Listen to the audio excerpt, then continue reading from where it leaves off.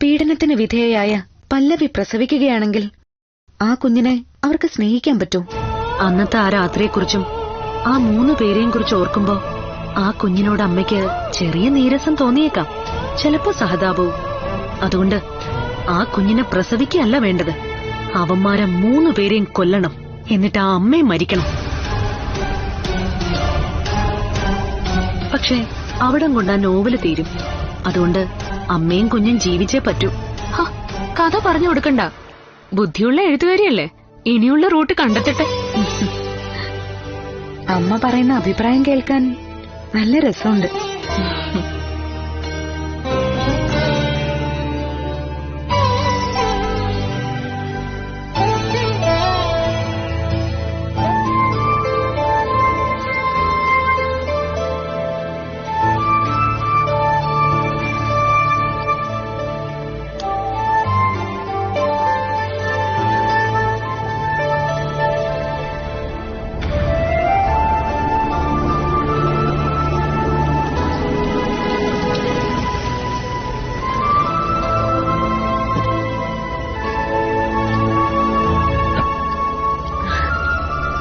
എന്തിനാ രാവിലെ കാണണോന്ന് പറഞ്ഞേ? നോവല് ഞാൻ വായിച്ചു, ഗംഭീരമായിരുന്നു കേട്ടോ. ആ, അഭിപ്രായം കിട്ടേണ്ടവരുടെ ഭാഗത്തുനിന്നൊക്കെ അഭിപ്രായം കിട്ടി. അതുകൊണ്ട് എന്റെ അഭിപ്രായത്തിനൊരു വിലയില്ലായിരിക്കും അല്ലേ? ഇന്ന് ഞാൻ പറഞ്ഞു. ടീച്ചറുമായി പരിചയശേഷം ഞാൻ ഈ നോവല് വായിക്കാൻ തുടങ്ങിയത്. നമ്മുടെ ടോണിയുടെ മമ്മി സ്ഥിരമായിട്ട് രാത്രിയിൽ വിളിക്കുന്ന പെൺകുട്ടി എന്ന നോവലിന്റെ വായനക്കാരിയായിരുന്നു. ഇടയ്ക്ക് വെച്ച് അത് നിർത്തിക്കളഞ്ഞു അല്ലേ? അത് നിർത്തിയിട്ടാണല്ലോ ഒരു പെണ്ണിന്റെ കഥ തുടങ്ങിയത്. ആ, രാത്രിയിൽ വിളിക്കുന്ന പെൺകുട്ടി എല്ലാ ലക്കവും എനിക്കവൻ കൊണ്ടു തന്നു. ഞാനത് വായിക്കുകയും ചെയ്തു. ഇപ്പോ ഒരു പെണ്ണിന്റെ കഥയും വായിക്കുന്നുണ്ട്. രണ്ടും നടന്ന സംഭവങ്ങളാണല്ലേ? ആ, എന്ന് പറയാം. അല്ല, വായിച്ചിട്ട് എങ്ങനെയുണ്ട്? ഫോളോ ചെയ്യാൻ പറ്റുന്നുണ്ടോ? ആ, ഒരു ത്രില്ലൊക്കെ ഉണ്ട്. ഇനിയിപ്പൊ ത്രിൽ ഇല്ലാന്ന് പറഞ്ഞാലും എനിക്ക് കുഴപ്പമൊന്നുമില്ല. ആ, നോവലിനെ പറ്റി അഭിപ്രായ പ്രകടനം നടത്താൻ യോഗ്യതയുള്ളവര് അതേപറ്റി പറഞ്ഞു കഴിഞ്ഞു. ഓ, വായനക്കാരെല്ലാവരും എന്റെ നോവലിനെ പറ്റി മോശം പറഞ്ഞാലും ഒരാള് എന്റെ ആശയം അംഗീകരിച്ചാൽ അതൊരു നല്ല നോവലാണെന്ന് ഞാൻ പറയും. അതാരാ ആ ഒരാൾ? പ്രശസ്ത നോവലിസ്റ്റ് നീരജ മഹാദേവൻ. ഓ, ടീച്ചർ അവരെ അമ്മേന്നാണല്ലോ വിളിക്കുന്നത്. മഹാദേവൻ സാറിനെ അച്ഛാന്നും. മുൻ മേയറെ മുത്തശ്ശിന്നുമാ വിളിക്കുന്നത്. എന്താ അങ്ങനെ? അതിന് തക്ക എന്ത് ബന്ധമാ അന്യജാതിക്കാരിയായ ടീച്ചറിന് അവരോട്? അതൊക്കെ സസ്പെൻസ്. ഫയൽവാനോട് പറയാൻ സമയമായിട്ടില്ല. ആയിക്കോട്ടെ, എനിക്ക് ഇന്നൊരു യാത്ര പോണം. ഇവിടുന്നൊരു 2-3 മണിക്കൂർ യാത്ര കാണും. എവിടേക്ക്? കുളത്തൂർ പുഴ വരെ പോണം. അയ്യോ, അവിടെ വരെയോ? എന്താ കാര്യം? അതൊക്കെ അവിടെ ചെന്നിട്ട് പറയാം. ഇത്രയും ദൂരം എങ്ങനെ വിശ്വസിച്ച് ഫയൽവാനോടൊപ്പം വരും? കുളത്തൂപ്പുഴ എന്നൊക്കെ പറയുമ്പോ ഫോറസ്റ്റ് ഒക്കെ ഉള്ള സ്ഥലമല്ലേ? ആ, അതെ, വനത്തിലൂടെയാണ് യാത്ര. മൃഗങ്ങളുള്ള സ്ഥലത്തെത്തുമ്പോ ടീച്ചറെ ഇറക്കി വിടും. എനിക്ക് മൃഗങ്ങളെ പേടിയൊന്നുമില്ല. അതിനേക്കാളും അപകടകാരികളായ മനുഷ്യരോടൊപ്പമാണ് നമ്മൾ ജീവിക്കുന്നത്. ശരി, എന്നാ പിന്നെ പുറപ്പെടാം. ആരെ കാണാനാ? അതൊക്കെ അവിടെ എത്തിയിട്ട് അറിഞ്ഞാ പോരെ. ഈ സമയത്ത് പുറപ്പെട്ട വൈകുന്നേരം ആവുമ്പോ ഇങ്ങെത്താം. അമ്പാടി ആദ്യമായിട്ട് വിളിച്ചതല്ലേ, ഞാൻ വരാം. മനുഷ്യനായാലും മൃഗമായാലും കൂടെ വരുന്ന ആള് സ്വന്തം ജീവൻ കൊടുത്ത് നമ്മളെ രക്ഷിക്കുമെങ്കിൽ അയാൾക്കൊപ്പമുള്ള യാത്ര സുരക്ഷിതമായിരിക്കും. പകലായാലും രാത്രിയായാലും അമ്പാടിയോടൊപ്പം സഞ്ചരിക്കാൻ എനിക്ക് ഭയമൊന്നുമില്ല. പക്ഷേ എനിക്ക് ഭയമാ. ടീച്ചറുമായിട്ട് സഞ്ചരിക്കുമ്പോ ഏത് വഴിയാ ആക്രമണം വരുന്നതെന്ന് പറയാൻ പറ്റില്ലല്ലോ. പോവാം. ചേട്ടാ, ഞങ്ങളൊരു സ്ഥലം വരെ പോവാം. ചേട്ടൻ വീട്ടിലേക്ക് പൊയ്ക്കോ. അമ്പാടി, വണ്ടി എടുക്കും. എന്നാ ശരി.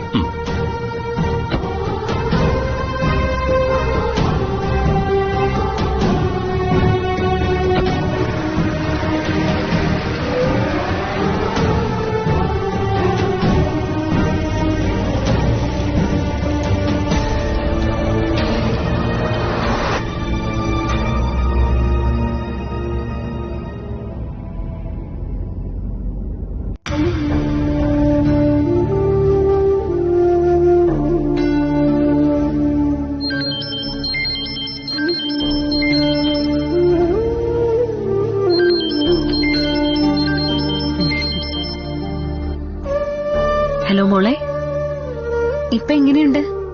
എനിക്കൊരു കുഴപ്പമില്ല. മോളെവിടെയാ? ഞാനൊരു യാത്രയിലാ. ആഹാ, തിരുവല്ലയിലേക്കാണോ? അല്ല, ഒരു ഫയൽ വാൻ ഉണ്ടല്ലോ, എന്റെ പിന്നാലെ നടക്കുന്ന ഒരാള്, അമ്പാടി. അയാൾക്കൊപ്പം കുളത്തൂപ്പുഴ വരെ ഒന്ന് പോവാ. എന്താ കാര്യം? അയാൾക്കെന്തോ ആവശ്യമുണ്ട്. ഇടയ്ക്കിടയ്ക്ക് സഹായിക്കുന്നതല്ലേ, അതുകൊണ്ട് കേട്ടേക്കാംന്ന് വെച്ചു. ആ, അമ്പാടിയുടെ അന്വേഷണം പറഞ്ഞേക്ക്.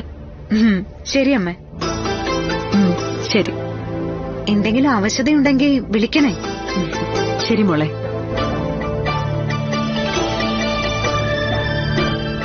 എന്നെ ഒരു ഭയൽവാനാക്കാണ് അല്ലേ? ആക്കാനെന്താ, ആണല്ലോ. ഇതുകൊണ്ടാ ഇന്നത്തെ കാലത്ത് ഒരു ഉപകാരവും ആർക്കും ചെയ്യാത്തത്. ചെയ്തു പോയില്ലേ, ഇനിയിപ്പൊ തിരിച്ചെടുക്കാനൊന്നും പറ്റില്ലല്ലോ.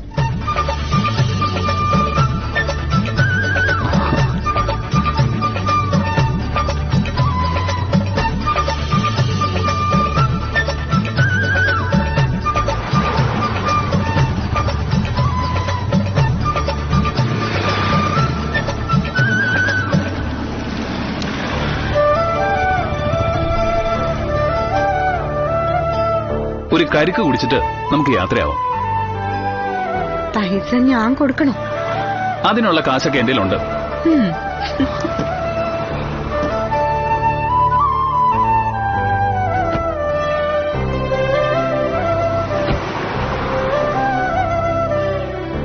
ചേട്ടാ, വഴുമ്പലുള്ള 2 കരിക്ക്. അതിനകത്ത് വേറൊരു സാധനം മിക്സ് ചെയ്താണല്ലോ സാധാരണ കഴിക്കാറുള്ളത്. അത് കയ്യിലുണ്ടോ?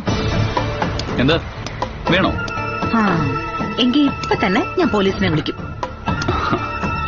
റോഡിൽ നിന്ന് ഒരാഭാസൻ മദ്യപിക്കുന്നു എന്ന് പറയും. നിയമം കയ്യിലെടുക്കാൻ ആഗ്രഹിക്കുന്നവൻ അത് ലംഘിക്കില്ല ടീച്ചറെ. ഏതു നേരവും നീരജ മഹാദേവനെ കുറിച്ചുള്ള സംസാരമാണല്ലോ. അവരെ ഇത്രയ്ക്ക് ഇഷ്ടപ്പെടാൻ കാരണം അവരുടെ നോവലാണോ? അതും ഒരു കാരണമാണ്. എന്നാൽ അതിനും അപ്പുറം ഞങ്ങൾ തമ്മിൽ ഒരടുപ്പമുണ്ട്. എന്തടുപ്പം? എന്റെ എല്ലാ രഹസ്യങ്ങളും ഞാൻ പറയണോ? ഒരു ബെസ്റ്റ് ഫ്രണ്ടിനോട് എല്ലാം തുറന്നു പറയുന്നതാണ് മര്യാദ. ഞങ്ങൾ തമ്മിലുള്ള ബന്ധത്തെപ്പറ്റി ഒരു തുറന്നു പറച്ചിൽ നടത്താനുള്ള സമയമായിട്ടില്ല.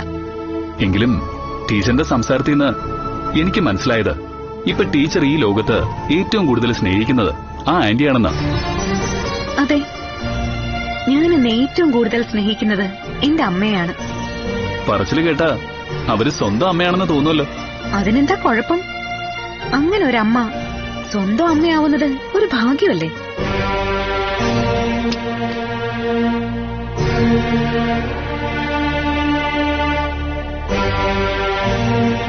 ടീച്ചർ ഏറ്റവും കൂടുതൽ സ്നേഹിക്കുന്നത് നീരജ മഹാദേവനാണല്ലോ. അപ്പൊ വെറുക്കുന്നതോ? അത് ആവണിശ്ശേരിയിലെ അമ്പാടി അർജുനെ. ഓ, അയാളൊരു ഫ്രോഡാ അല്ലേ? അത് പറയണോ? ആ ഫ്രോഡ് ഉള്ളതുകൊണ്ട് ചിലരൊക്കെ ഇന്നും പരിക്കൊന്നും പറ്റാതെ അങ്ങനെ ജീവിച്ചു പോകുന്നു. പിന്നെ ആ ഫ്രോഡിനോടൊപ്പം രാത്രിയെന്നോ പകലെന്നോ ഇല്ലാതെ യാത്ര ചെയ്യാൻ ചിലർക്കൊക്കെ ഇഷ്ടമാ. അങ്ങനെ ഇഷ്ടമൊന്നുമില്ല. പിന്നെ പിണക്കണ്ടാന്ന് കരുതി വന്നതാ. ഇപ്പോഴും പറഞ്ഞിട്ടില്ല എന്തിനാ പോകുന്നേന്ന്. അതൊക്കെ അവിടെ എത്തിയിട്ട് അറിഞ്ഞാ മതി. പിന്നെ അമ്പാടി ഇപ്പൊ എന്നോട് ചോദിച്ചല്ലോ, ഈ ലോകത്ത് ഏറ്റവും കൂടുതൽ വെറുക്കുന്നത് ആരെയാണെന്ന്. അതിലൊരാള് വിനയൻ മേനോനാ, മറ്റൊരാൾ ജിതേഷിന്റെ അച്ഛൻ മൂർത്തി. അതെനിക്കറിയാലോ. വിനയൻ മേനോന് ശത്രുതയുള്ളതുകൊണ്ടാണല്ലോ കൊല്ലാൻ തോക്കെടുത്തത്. പക്ഷേ ഫ്ലാഷ് ബാക്ക് എന്താണെന്ന് പറഞ്ഞില്ല. ഇനി ക്ലൈമാക്സിൽ എത്തിയിട്ട് ഇപ്പോഴത്തെ സിനിമയിലെ പോലെ ഫ്ലാഷ് ബാക്കിലേക്ക് പോകാനാണോ? ഏതായാലും കാക്കിയൊക്കെ ഇട്ട് വരുമ്പോ ഒരു അന്വേഷണത്തിനുള്ള സ്കോപ്പുണ്ട്. എന്നാ പിന്നെ ആ കഥകളൊക്കെ ഇപ്പോഴേ പറഞ്ഞൂടെ? പറയാനാണെങ്കിൽ ഒരുപാടുണ്ട്. എന്നെങ്കിലും ഒരു ദിവസം അമ്പാടിയെ എല്ലാം അറിയിക്കേണ്ടി വരും. അതിനുള്ള സമയമാവുമ്പോ ഇങ്ങോട്ട് ചോദിക്കാതെ തന്നെ ഞാൻ എല്ലാം പറഞ്ഞോളാം.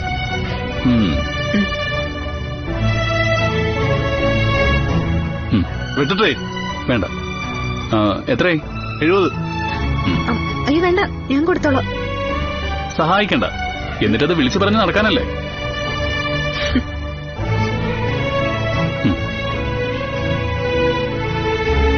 വാ കേറ്.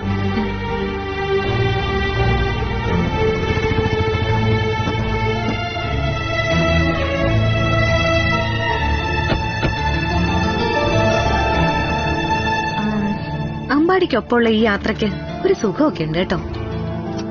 സമയം പോകുന്നത് അറിയില്ല. അതെങ്ങനെ അറിയാനാ?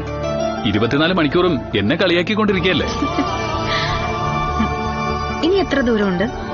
കുറച്ചേ ഉള്ളൂ. ദൂരം കൂടിയാലും കുഴപ്പമൊന്നുമില്ല. യാത്ര എനിക്കിഷ്ടം.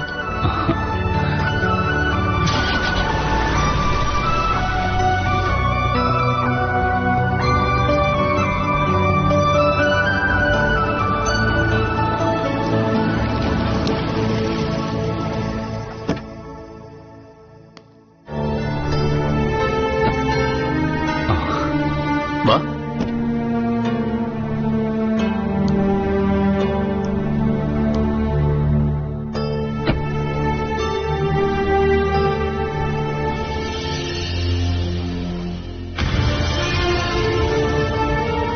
ഇവിടെ ആരാ?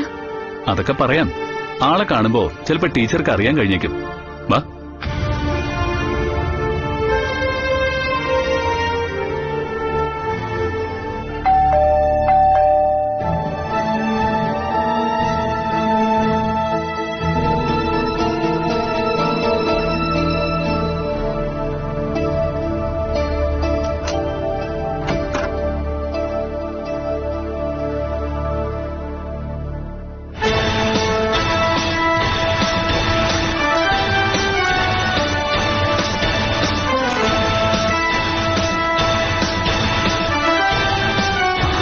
നീയായിരുന്നു?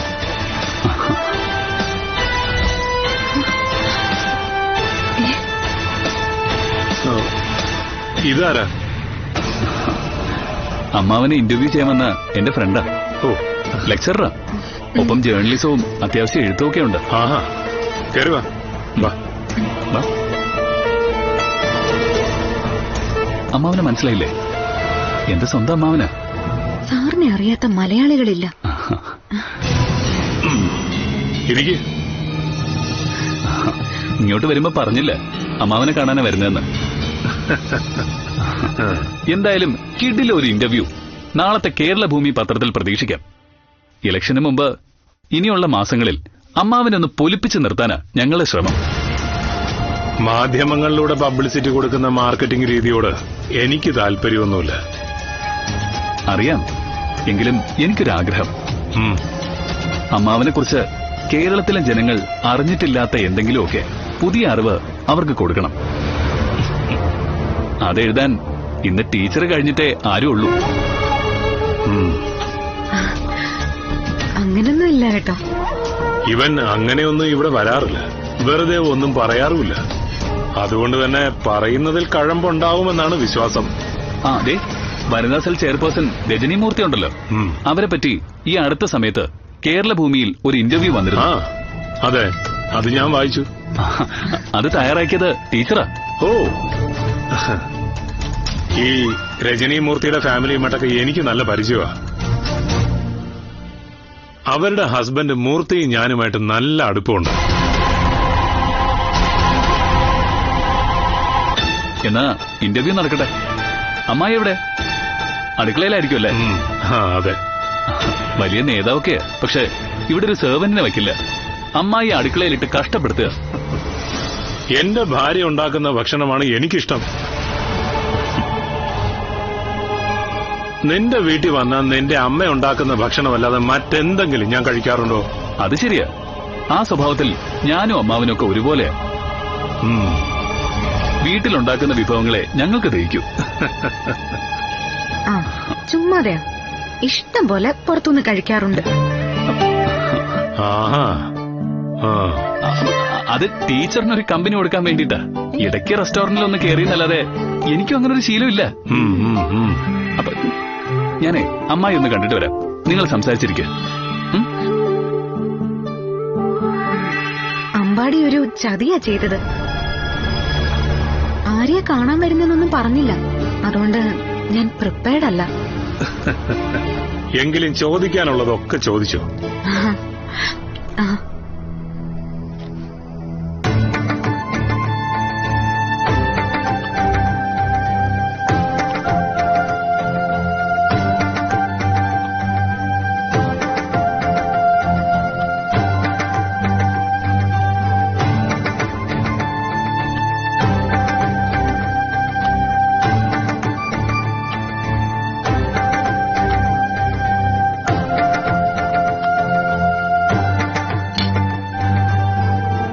രാഷ്ട്രീയ കുലപതി സച്ചിയുടെ സഹധർമ്മിണിക്ക് ആരാണെന്ന് മനസ്സിലായോ? കണ്ണ് പൊത്തിയപ്പോഴേ മനസ്സിലായി നീയാണെന്ന്. എന്ത് തോന്നി ഇങ്ങോട്ടൊക്കെ വരാൻ? അമ്മാവന്റെ ഒരു ഇന്റർവ്യൂ ചെയ്യണമായിരുന്നു. നിനക്കോ? എനിക്കല്ല, എന്റെ കൂടെ ഒരു സുഹൃത്തു കൂടി വന്നിട്ടുണ്ട്. നിനക്കെന്താടാ കുറച്ചു ദിവസം ഇവിടെ വന്ന് നിന്നാല് ചേച്ചിയും കൂട്ടിയിട്ട്? അമ്മ വീട് അടച്ചിട്ടിട്ട് വരുമോ? അമ്മയൊക്കെ വരും. വരാത്തത് നീയാ. ചേച്ചിക്ക് മിണ്ടാനും പറയാനും ഒക്കെ ആളുള്ളതാ ഇഷ്ടം.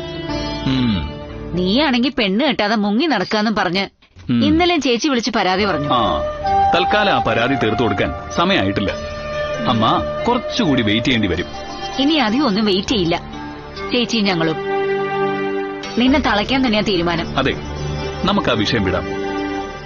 ഇപ്പോഴേ കുടിക്കാൻ എന്തെങ്കിലും എടുക്ക. ഇന്റർവ്യൂ ചെയ്യാൻ വന്ന പെൺകുട്ടിക്കും എനിക്കും. ഇന്ന് നീ പോകുന്നുണ്ടോ? പിന്നെ പോവാതെ. ഞാനേ അമ്മാവനെ ഇന്റർവ്യൂ ചെയ്യാൻ ആ പെൺകുട്ടിയെ നിർബന്ധിച്ച് വിളിച്ചോണ്ട് വന്നതാ. പെൺകുട്ടികളൊക്കെ ആയിട്ട് ചുറ്റല് തുടങ്ങിയോ നീ?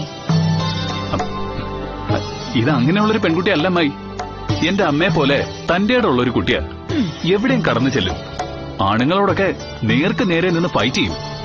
മരണഭയം ഇല്ലാത്തവൾ എന്ന് വേണമെങ്കിൽ പറയാം. ആദ്യമായിട്ടാണല്ലോ നീ ഒരു പെൺകുട്ടിയെ കുറിച്ച് പൊഴുത്തി പറയുന്നത്. അവളുടെ കല്യാണം കഴിഞ്ഞതാണോ? 26 വയസ്സായി. ഒരാണിന്റെ മുന്നിലും കീഴടങ്ങില്ല എന്ന ദൃഢനിശ്ചയത്തോടെ മുന്നോട്ട് പോവുക. പെട്ടെന്ന് കുടിക്കാൻ എന്തെങ്കിലും പോരട്ടെ. അത് കഴിഞ്ഞ് കഴിക്കാൻ എടുത്താൽ മതി. എന്ത് വേണമെങ്കിലും ഉണ്ടാക്കി തരാം. നീ ഇടയ്ക്ക് ഇങ്ങോട്ട് വന്നാ മതി.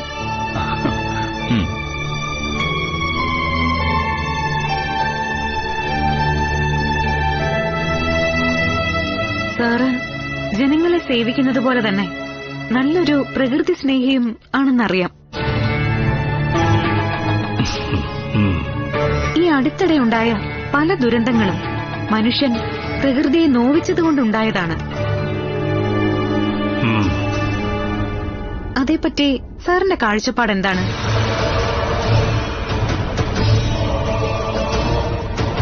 അതേപ്പറ്റി പറയേണ്ട കാര്യമില്ലല്ലോ.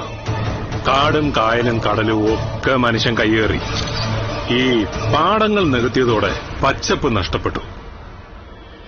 പ്രകൃതിക്ക് മാത്രമല്ല അങ്ങനെ ഒരു നഷ്ടം സംഭവിച്ചത്. മനുഷ്യന്റെ ഉള്ളിലെ പച്ചപ്പും ഇല്ലാതായിക്കൊണ്ടിരിക്കുക. അങ്ങനൊരു സാഹചര്യത്തെപ്പറ്റി ആഴത്തിൽ പഠിച്ച സാറിനെ പോലൊരാള് അടുത്ത മന്ത്രിസഭയിലുണ്ടെങ്കിൽ ഇതിനൊക്കെ ഒരു മാറ്റം പ്രതീക്ഷിക്കാമോ? എന്താ സംശയം? ഞാൻ എന്റെ നിലപാടുകൾ എന്നും മുഖം നോക്കാതെ പറഞ്ഞിട്ടുള്ള കൂട്ടത്തിലാ. കക്ഷി രാഷ്ട്രീയ ഭേദമന്യേ ഇത്തരം കാര്യങ്ങളിലൊക്കെ ഒരു കൂട്ടായ്മ വേണം.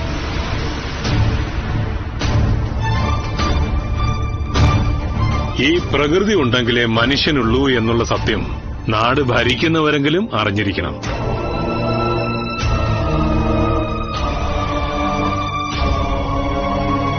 ഇനി ഇത് കുടിച്ചിട്ട് സംസാരിക്കാം.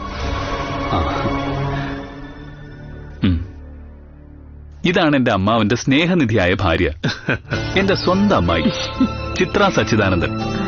രാഷ്ട്രീയമായിട്ട് ഒരു ബന്ധവുമില്ല. അതുകൊണ്ട് തന്നെ ഈ വീട്ടില് രാഷ്ട്രീയം പറച്ചിലുമില്ല. വീട് വേറെ, പൊളിറ്റിക്സ് വേറെ. രണ്ടും കൂടി കൂട്ടിക്കുഴയ്ക്കാൻ എനിക്ക് താല്പര്യമില്ല. കുട്ടിയുടെ വീട്ടിൽ ആരൊക്കെയുണ്ട്? ഇവിടെ ഒരു ഇന്റർവ്യൂ നടക്കുക. വീട്ടുകാര്യങ്ങളൊക്കെ പിന്നെ. ഒന്ന് പുഞ്ചിരിച്ചോണ്ട് തന്നെ. എന്തിന്? നേതാവിനെ ജനങ്ങൾക്ക് പരിചയപ്പെടുത്തുമ്പോ കൂടെ നേതാവിന്റെ വളർച്ചയ്ക്ക് നിമിത്തമായ ആളിന്റെ പടവും കൂടി കൊടുക്കണം. വേണ്ടാട്ടോ, എനിക്കതിലൊന്നും താല്പര്യമില്ല. ഒന്ന് നിൽക്കമായി. എന്നെ എങ്ങനെ നിർത്താൻ നോക്കണ്ട. കുടിക്കേ.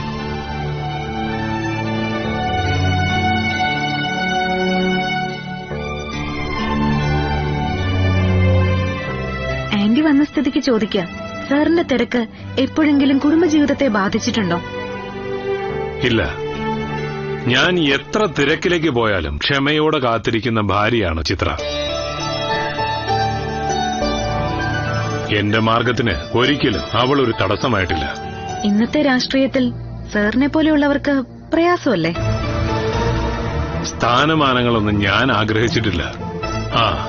കഴിഞ്ഞ തവണ ഒരു പത്മശ്രീയെക്കുറിച്ചൊക്കെ പറഞ്ഞിരുന്നു. ഞാൻ അതിനൊന്നും ചെവി കൊടുത്തിട്ടില്ല. പുരസ്കാരങ്ങളോടൊക്കെ താല്പര്യക്കുറവുണ്ടോ? അറിഞ്ഞു തന്നാ വാങ്ങും. റെക്കമെൻഡേഷൻസ് ഒന്നുമില്ല. ഡിഗ്രിക്ക് എനിക്ക് മാർക്ക് അല്പം കുറവായിരുന്നു. PGക്ക് അഡ്മിഷന് വേണ്ടി ഒന്ന് ശുപാർശ ചെയ്യാൻ അമ്മാവനെ വിളിച്ചു പറഞ്ഞു. അത് കേട്ട ഭാവം പോലും നടിച്ചില്ല. മക്കളായാലും അനന്തരവനായാലും പഠിക്കാനുള്ള സൗകര്യങ്ങൾ ചെയ്തു കൊടുത്താൽ പഠിക്കണം. പിന്നെ രക്ഷിതാക്കളെ ശല്യം ചെയ്യരുത്. 10-22 വയസ്സ് കഴിഞ്ഞാൽ ആണായാലും പെണ്ണായാലും അവരെ പിന്നെ ആശ്രയിക്കാൻ പാടില്ല എന്നുള്ള അഭിപ്രായക്കാരനാ ഞാൻ. അമ്മാവൻ അക്കാര്യത്തിൽ സ്വയം പര്യാപ്തത നേടി. അതുകൊണ്ട് എല്ലാരും അങ്ങനെ വേണമെന്നാ പറയുന്നത്.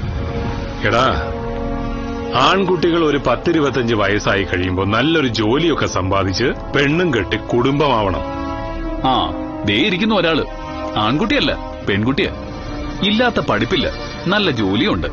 വയസ്സാണെങ്കിൽ 26. പക്ഷെ കെട്ടുപ്രായം ആയിട്ടില്ലെന്നാ പറയുന്നത്. ആഹാ, സ്വന്തം കാര്യം പറഞ്ഞപ്പോ എന്നെ പഴിചാരി രക്ഷപ്പെടാൻ ശ്രമിക്കുന്ന എന്തിന്? മനുഷ്യരുടെ കാഴ്ചപ്പാടുകളൊക്കെ മാറി. അതിനനുസരിച്ച് ജീവിതശൈലിയിലും മാറ്റം വന്നു. ഞങ്ങളുടെ ഒരു കാലഘട്ടമൊന്നും ഇനി പ്രതീക്ഷിക്കണ്ട. കെട്ടുറപ്പുള്ളൊരു കുടുംബം എന്നുള്ളത് ഇനി ഒരു സ്വപ്നം മാത്രമാ. ആത്മാർത്ഥതയില്ലാത്ത ആളുകൾക്കിടയിലാ നമ്മുടെ ജീവിതം. സർ എപ്പോഴും സ്ത്രീപക്ഷത്ത് നിൽക്കുന്ന ഒരു നേതാവാണ്. പെൺകുട്ടികൾ ക്രൂരമായ പീഡനത്തിന് വിധേയരായപ്പോഴൊക്കെ സർ അവിടെ എത്തിയിട്ടുണ്ട്.